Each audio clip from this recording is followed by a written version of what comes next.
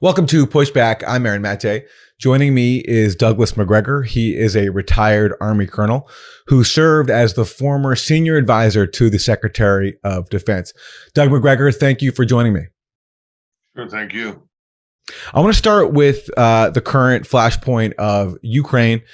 The U.S. and Russia have been in the midst of a showdown over essentially the status of Ukraine, whether it will join NATO or not, and the status of U.S. forces there and U.S. military aid. Adam Schiff, the chair of the House Intelligence Committee, he recently said that he believes that a Russia invasion of Ukraine is very likely. What specifically would stop Vladimir Putin from his aggression? Do you need to cut that country off from the global financial system to sanction him personally? Well, I think that it would require enormous sanctions on Russia to deter what appears to be a very likely Russian invasion of Ukraine again. That's a prevailing view in Washington, D.C. right now. I'm wondering your assessment of that prospect. Do you agree that a Russian invasion of Ukraine is very likely? Well, this is one of the few occasions where I can agree with something that Adam Schiff has said. Yes, I think it's very likely to happen towards the end of January, beginning of February, in all likelihood. On what grounds do you believe that? Well, there are several. First of all, the problems in Ukraine are not new. We've been dealing with them for the last, I would argue, 10 to 15 years. These problems were evident in the 1990s when the former Soviet Union fragmented into various states. The current borders of Ukraine never made a great deal of sense because Ukraine is essentially a multinational state. You have in the east, that is beyond the Dnieper River, to the south down to Odessa on the coast, what is really a Russian population. The rest of Ukraine is actually historic Ukraine that goes back to the Polish-Lithuanian Commonwealth. And that part of Ukraine is inhabited by true Ukrainians in terms of ethnicity as well as culture and language. Putting this together has always been problematic, particularly because Ukrainians have wanted to turn the Russians into Ukrainians. The Russians aren't terribly excited about that prospect and have complained bitterly about it. And Putin, from the very beginning of his presidency, tried to make it clear to anyone who would listen that there were certain things that he would not tolerate as the Russian head of state. And one of those was that Ukraine become a member of the North Atlantic Treaty Organization. He also had concerns about the EU because that was seen as another mechanism with which to integrate Ukraine into the West. Then finally, he became very concerned about the plight of the Russians. Crimea is historically never part of Ukraine and has been part of Russia since 1776. And so he was anxious to relieve that burden on the Russians in Crimea by driving the Ukrainians out, and he did that in 2014. But he also wanted to ensure that we understood that we were never going to be able to use Crimea, the Crimean Peninsula, and the ports on the Crimean Peninsula for NATO naval forces or any other forces. We didn't pay any attention. We attacked him viciously. We essentially ignored any of his expression of concern or interest in Ukraine from the standpoint of Moscow's national security. And we have always refused to acknowledge the Russian concern that NATO is threatening to Russia. We've insisted absolutely not.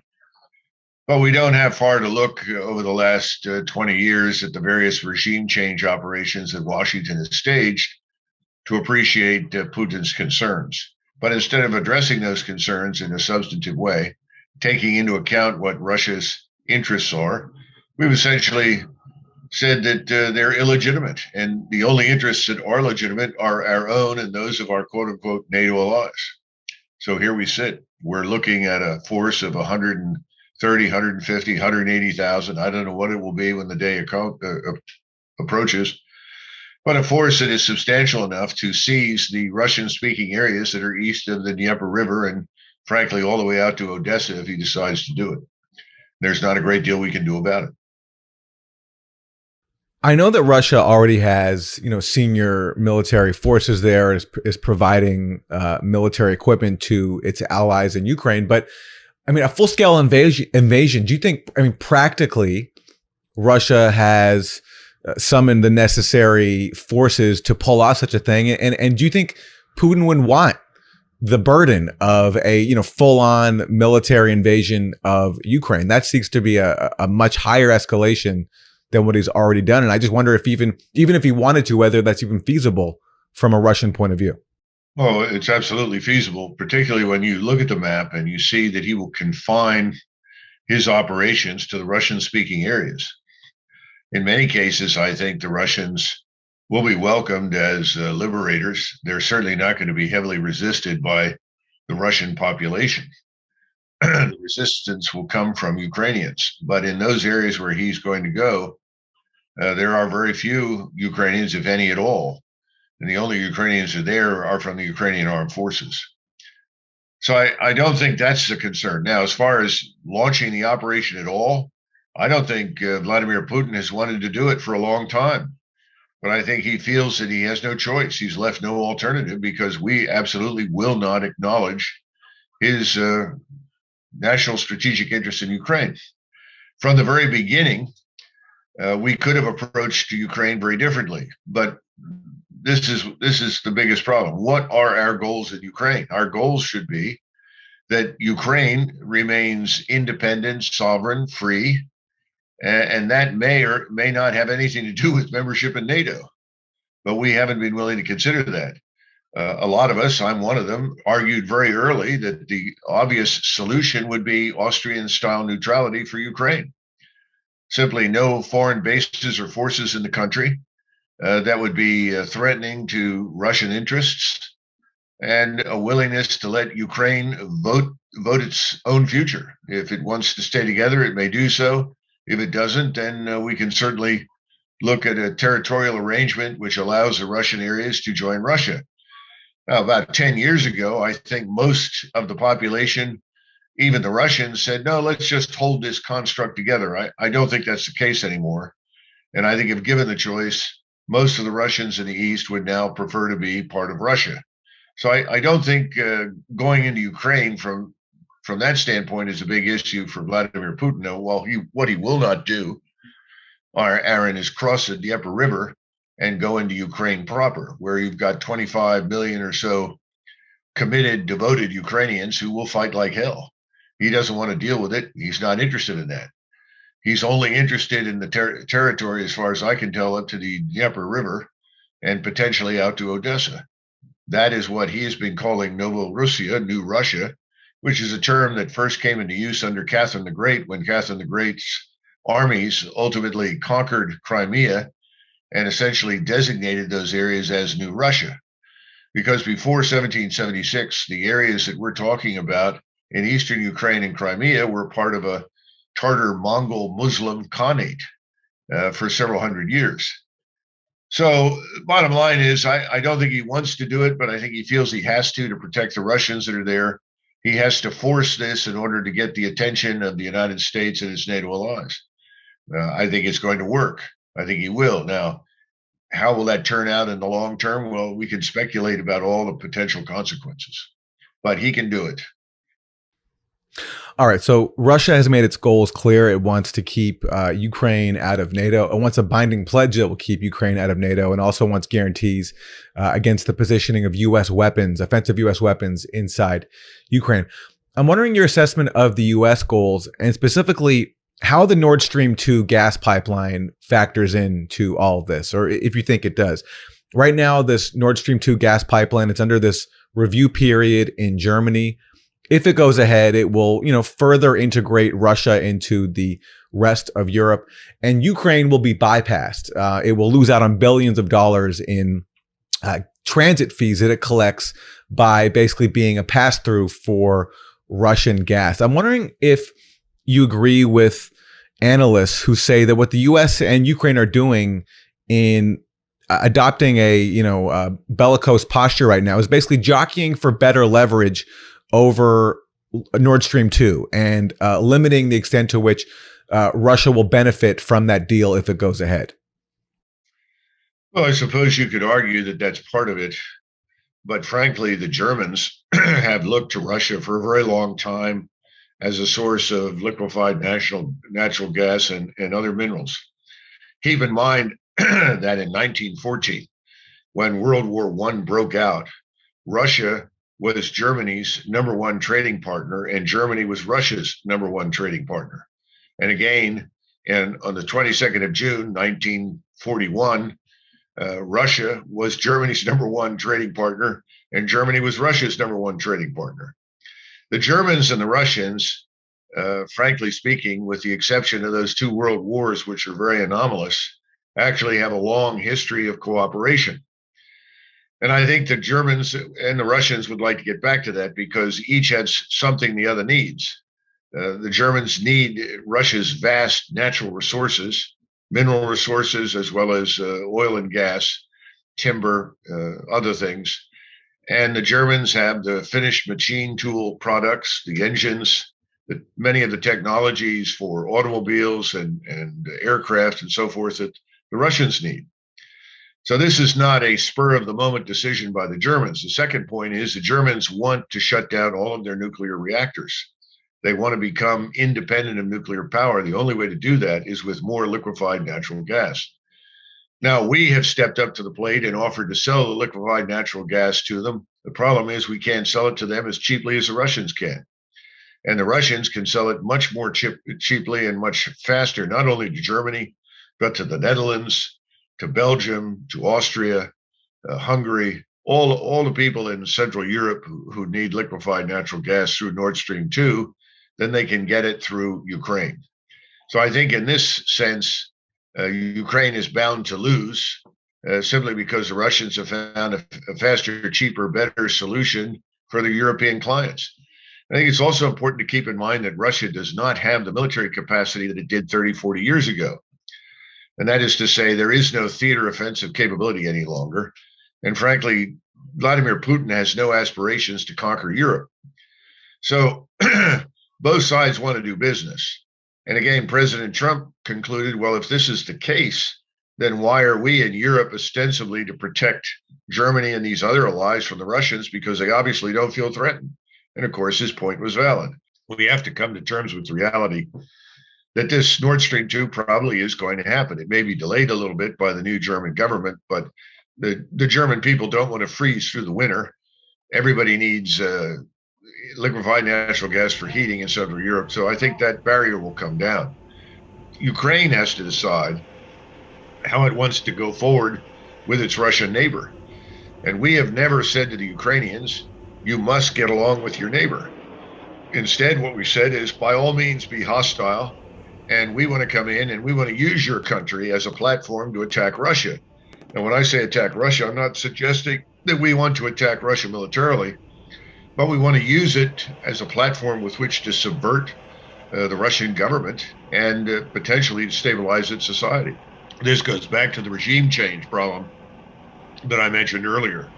And the Russians aren't going to accept any excuses or arguments from us that our presence there will be benign.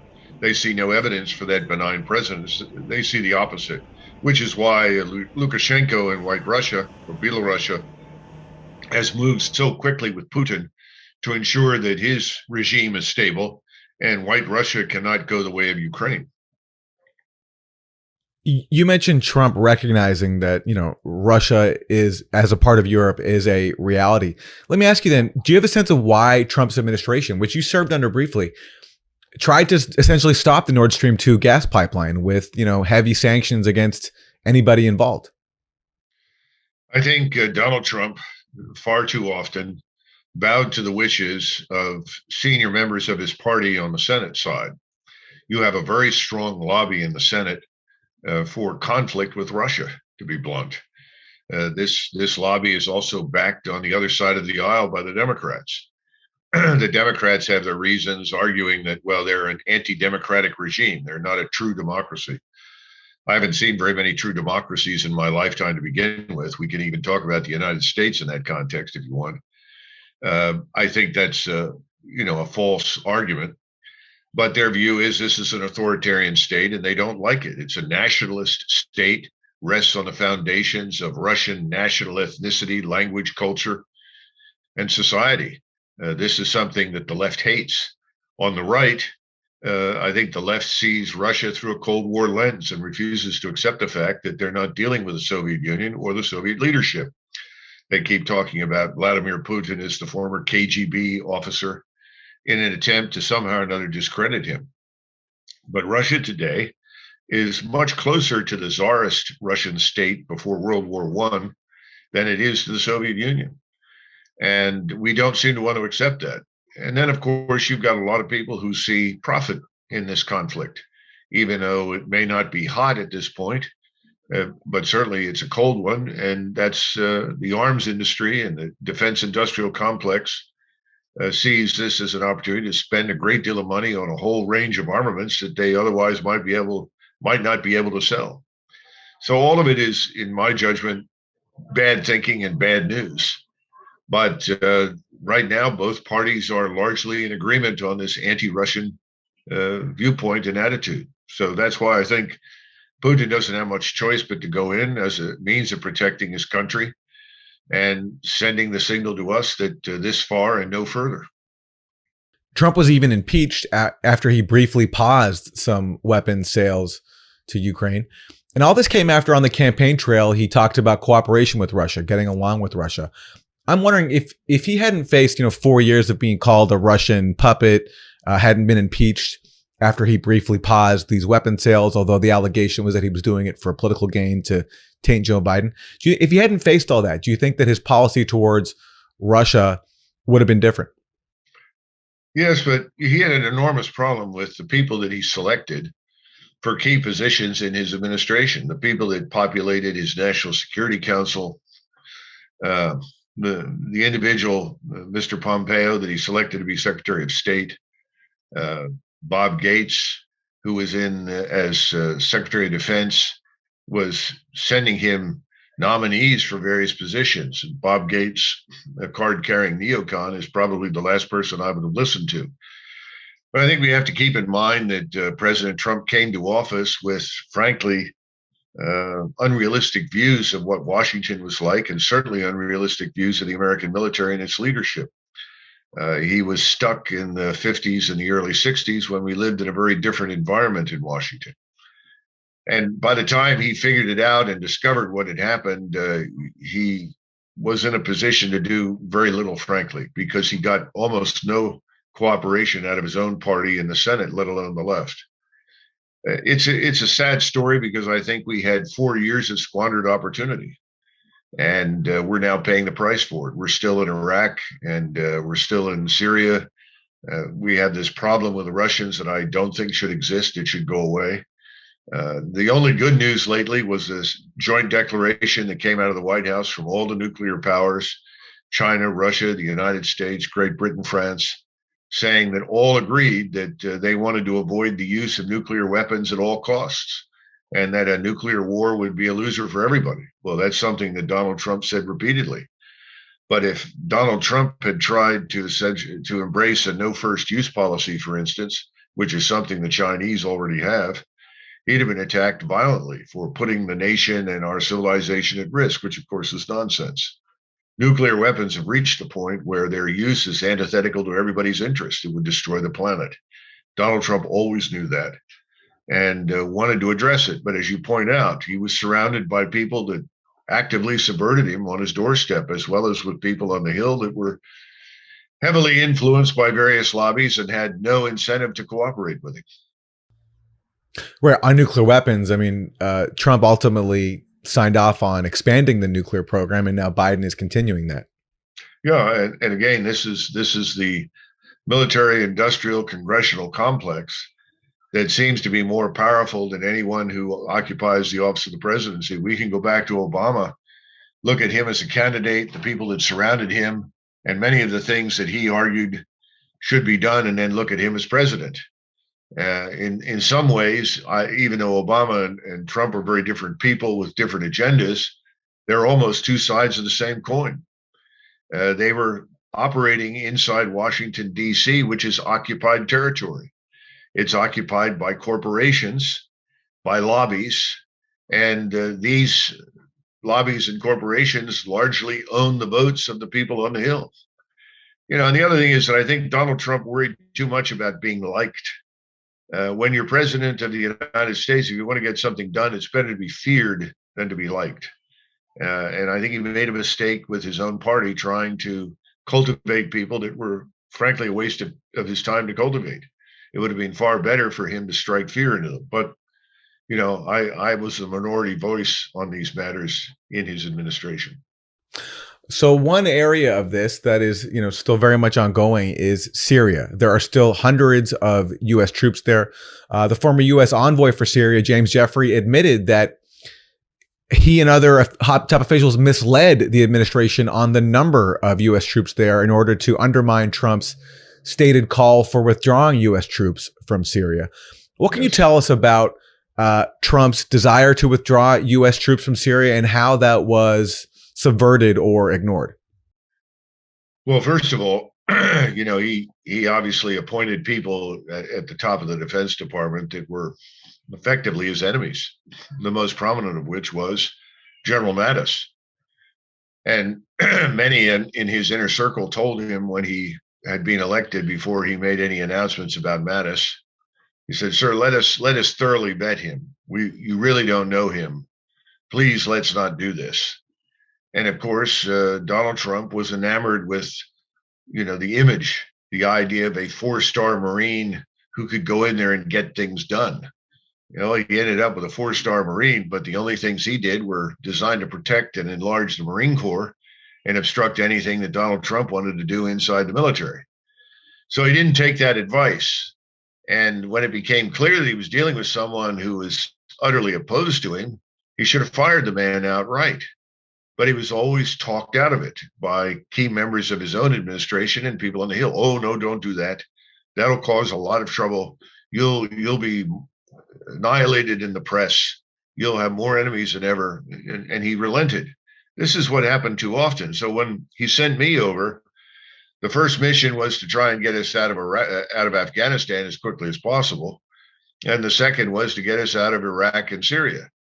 And I pointed out to his staff, well, getting out of Iraq and Syria is fairly straightforward. It's not that difficult because you can literally drive out. Afghanistan's a larger challenge, but it can still be done. And of course, the wintertime was the ideal time to do it because the people that give you the most trouble are sitting in the mountains next to their stoves or in their caves next to the fire. They're not down there fighting with you. So we should have gotten out in the winter, and we could have driven or flown most of the equipment out, I think, and at the same time avoided the kind of the debacle that you saw later on in the year in the beginning of the summer or during the summer. But again, once it became clear what he wanted to do, and the original end date that I gave him for getting out of Afghanistan was 31 December. He advanced that, I think, till 15 January. Doesn't make any difference. It's fine. We still could have gotten out within that time frame safely, all the Americans and most of the equipment. The problem was that when he confronted Mitch McConnell and Mr. O'Brien as his national security advisor, even his acting Secretary of Defense, certainly Esper beforehand, members of the Senate beyond Mitchell that were on both sides, they all said, "Oh, no, you can't do this. No, we have a bipartisan agreement in place. We've worked with the Taliban. No. This has to wait. We can't do this." And again, instead of demanding it, acting on it, he buckled under pressure and relented and said, "Well, let's take 50% out." This is the sort of thing that's so disappointing because a lot of people come to office and they never understand from a legal standpoint the real authority and power that they exercise. That's true for service secretaries. It's true for presidents. And the president is ultimately the commander in chief. And that's a no kidding position with absolute authority over the armed forces. And he can pretty much tell everyone else to go to hell if he wants to get something done. But Donald Trump never did that. He was too busy trying to consult, too busy trying to be nice, too busy trying to accommodate. That's not the way you get something done in Washington. You have to pick out the key things that you think are most important, and you have to spend your political capital on those and accept the fact that If you can get two or three of those things done while you're in charge, that's real success. He never understood that, again, until it was too late. So there's a point you made there that I hadn't heard before that I found interesting. Do I hear you right that had the U.S. withdrawal gone ahead in the wintertime instead of the summertime, as Biden ultimately did it, that in your opinion, that would have resulted in less bloodshed? Oh, absolutely. Everybody knows that. The mountain passes fill up with snow. The weather is very unaccommodating to everybody. It would have been a much easier process. You certainly wouldn't have had people hanging off airplanes and all this kind of nonsense. And I think the Taliban, to be perfectly blunt, truly feared Donald Trump. He made it very clear to him what he would do to them if they interfered or failed to live up to the bargain. I don't think the Taliban was remotely concerned about the Biden administration. So I do think that the Trump intimidation factor was also in play there. But getting out in the dead of winter was always the right thing to do. Anybody with experience on the ground in that country will tell you that you don't want to come out during the fighting season. And that's exactly what we did. And what's your assessment now of U.S. policy in Afghanistan now that the U.S. Military is gone? Still, the Biden administration has billions of dollars of Afghan reserves frozen. There are these harsh sanctions. Recently, there was talk of some humanitarian exemptions, but aid groups have warning of food shortages, dire hunger. Millions of people possibly dying. What is guiding U.S. policy towards Afghanistan right now? I think a great deal of emotion is guiding things. I think there's bitterness and anger, a desire to inflict harm. There are a few rational voices, but on the whole, I don't see a coherent strategy at place anywhere with this administration. There wasn't, to be honest, under Donald Trump, the kind of coherent strategic framework for action in the State Department or the Department of Defense that we needed to end the conflicts that were in progress. So that was helpful. This president has been very much a bully in the international environment, much to the consternation of many of his European allies. And I think their expectations of Biden were very different from what they see happening. I don't think that they expected him to handle the Russians quite the way he has. So we have a policy to bully anyone who doesn't agree with us, anyone who doesn't immediately align themselves with us, doesn't profess to quote unquote share our values, whatever they are, of liberal. There's something they call liberal democracy, which I think is being discredited in many countries. That's a huge problem. So when you ask what's guiding it, I'm not really sure. I still think a great deal of emotion is in play instead of looking at the place and understanding that the people who will decide the future of Afghanistan are living in the states that surround Afghanistan as well as in the country, not us. We've had our shot. It's over. Could we ameliorate conditions for the population inside? I think we probably could. Should we? I certainly see no objections to that. But again, you're dealing with people that are emotionally driven, not rationally driven. And back to Syria, just a few more questions on that. As we are speaking, there was just recently another rocket attack on the U.S. military base in Deir ez-Zor. The official rationale for why the U.S. is in Syria is that we're there to fight ISIS, to prevent its resurgence, and to train the Kurds. In your opinion, does that pretext hold up? Is that the real reason why the U.S. is there? I think the principal reason we are still on the ground in Iraq and Syria, the two principal reasons are as follows. First of all, the lobby in Washington wants to keep us there. Some of this goes back to Israel and its supporters, and the thinking being that if we are there, somehow or another Israeli security benefits. I'm not sure that's really the case. I think most of what we've done in the Middle East has made life miserable for Israel by increasing the numbers of individuals that hate the country and are willing to attack it. So I'm not sure that's true, but I think a lot of people see it in those terms. Perhaps more important is the unwillingness of the administration to withdraw and then face the kind of debacle that they saw in Afghanistan. Even though you could probably get out of both Syria and Iraq easier, faster, with less trouble in the middle of the night, provided you didn't tell anybody you were leaving and you came out quickly with some sort of armed escort. But I don't think they want to go through that. I don't think anybody wants to be accused of leading from behind, which is nonsense, or courting defeat, or being a defeatist administration, so forth. This is sort of nonsense that people worry about politically. The truth is that if you left tomorrow morning, most Americans would breathe a sigh of relief, and most Americans would then completely lose interest, because most Americans on any given day, Aaron, are not interested in what happens beyond our borders.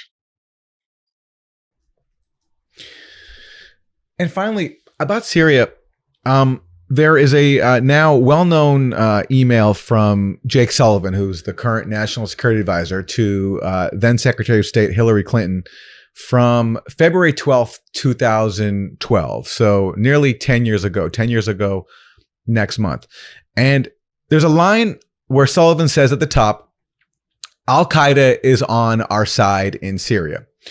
And this was a private email, but it was publicly expressing, I think, a basic fact, which is that when the U.S. chose to wage this multi-billion-dollar dirty war in Syria to overthrow Assad, it was choosing to align with Al-Qaeda, and U.S. weapons ended up going to Al-Qaeda and Al-Qaeda-tied groups. I'm wondering, in your experience, in the circles you're in Washington, was there any debate about the fact that the U.S. was choosing to side with the group that attacked the U.S. on 9/11? And how much does the failure of that policy, do you think, still drive U.S. policy today in sort of seeking to deny Syria and its allies a full victory inside Syria's borders? We've taken some very strident positions that were from the first irrelevant, or not irrelevant, but irrational. One of those was that Assad had to go under all circumstances. He was illegitimate, unacceptable. At the same time, the Russians looked at Assad, and he was, of course, a former ally, but they also looked at the plight of the non-Sunni Muslims, the Shiites. They looked at the Druze. They looked at the various Christians, Armenians, and others who were in the country. They said, well, if the Sunnis take over this radical Islamist Sunni brand of Islam, then all of these people are going to be slaughtered, and we're not prepared to sit by and watch these people be slaughtered. We said, nonsense, Assad has to go. And it didn't make any difference what Assad said or did, he had to go. And ultimately, he wasn't going to leave because he also had Iranian backing, and this also offended people. In truth, if you had to choose in that region which side you wanted to be on, you were much better off on the Shiite side, because the Shiites were not murdering Christians. They were not murdering minorities. They were actually liberating Christians from Sunni oppression and others. And these Popular Mobilization Front militias that were trained by the Iranians have actually worked very closely with us to destroy ISIS in the past, which made a lot of sense. But you know, you have these irrational actors who refuse to accept any new policy, any new change, and they turned out to be more powerful than the president of the United States.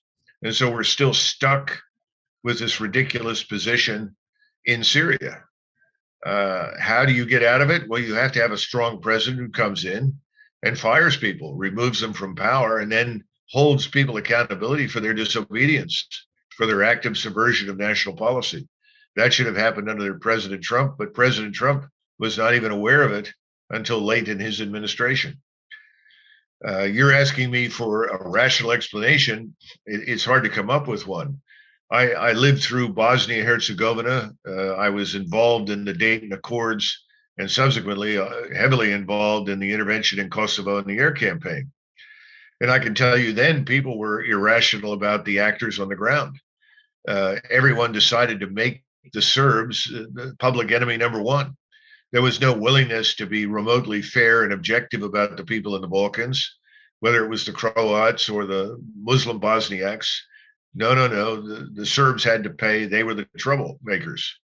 So we went to great lengths to destroy the Serbs left and right. And then when I said, does this make a lot of sense in view of the fact that Osama bin Laden and his friends were active in Albania and active with the Kosovo Liberation Army, and previously Islamists with records as terrorists were also in Bosnia-Herzegovina. And I was told, no, we're here to show the Muslims solidarity with them, that we'll fight for Muslims too. Of course, most of us that knew anything about the Middle East shook our heads in disbelief and walked away. But again, everything was emotional. If you wanted to get ahead under the Clinton administration, you had to join the Serbian hate club and argue for bombs away over Serbia.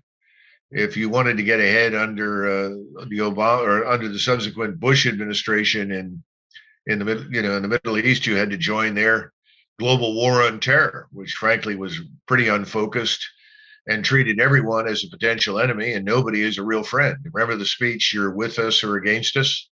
I mean, that was the dumbest thing we could have possibly said, because on any given day, 90% of the people that live anywhere in that part of the world are completely disinterested in fighting us. Instead, we made everybody an interested party to destroy us. That's where we are now. We don't have very many friends left, and even those who profess to be friends don't really trust us. So the whole thing over the last 30 years, I would say since 1991, since Desert Storm, has been an utter disaster. We're just seeing it reach its bottom point with the Biden administration. But again, most of it is driven by emotion. There are obviously hard ideological interests in certain quarters, and there's money involved, as there always is. You always have to follow the money trail. But emotion drives a lot of the thinking, which of course is a disaster for the United States and the conduct of our foreign and defense policy. Doug MacGregor, retired Army colonel, former senior advisor to the Secretary of Defense. Thanks very much for your time. Thank you, Aaron.